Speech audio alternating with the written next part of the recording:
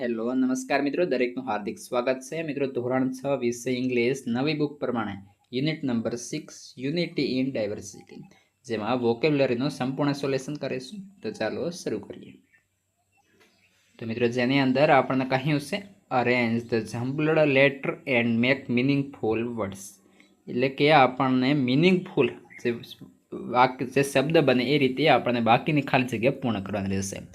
તો પહેલો મિત્રો જે આપણને કહ્યું છે અહીં આપણને સિએન્ટન, તો આપણે મિનિંગફુલ વાક્ય કયું બનશે અથવા તો શબ્દ કયો બનશે? તો એન્શિયન્ટ, ANCIENT. ત્યારબાદ બીજા નંબરે છે LFH, તો અહીં આવશે H છે, LF એટલે કે હાલ્ફ. 3 ટ્રેસિયર, તો અહીં આવશે ટ્રેસિયર. ત્યારબાદ અહીં છે 4 એક્સપ્લોરર, તો એક્સપ્લોર. 5 ડિફિકો, તો અહીં આવશે ડિફિકલ્ટ. 5 સોનેસ, તો આવશે સિઝન્સ.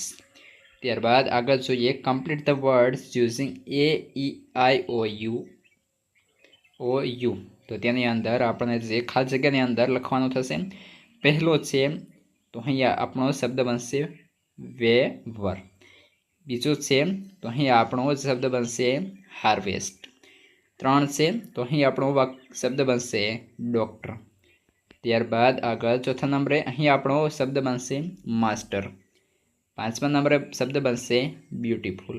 અને 6ઠા નંબરે શબ્દ બનશે હેરિટેજ. એવી રીતે આપણને સંપૂર્ણ અહીં લખવાનું થશે. ત્યારબાદ આગળ કહ્યું છે make meaningful sentence using the words.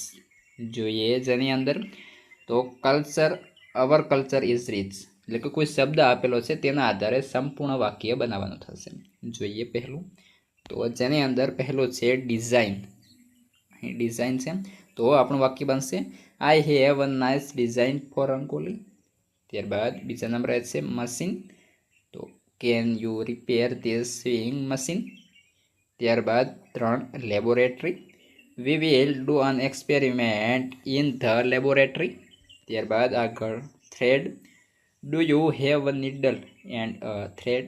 ત્યારબાદ 5 પેટર્ન, તો થશે the curtain has a very nice pattern.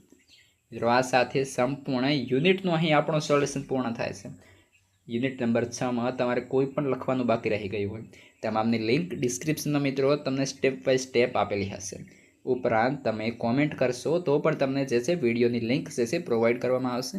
અને ખાસ તમારા મિત્રોને તમામ જે વિડીયો જે છે એની લિંક મોકલી દેશો. અને ખાસ ચેનલ તમે તો સબસ્ક્રાઈબ કરી લેશો અને તમારા મિત્રોને પણ કરાવશો. તો મિત્રો ફરી મળશું હવે યુનિટ 7ની અંદર.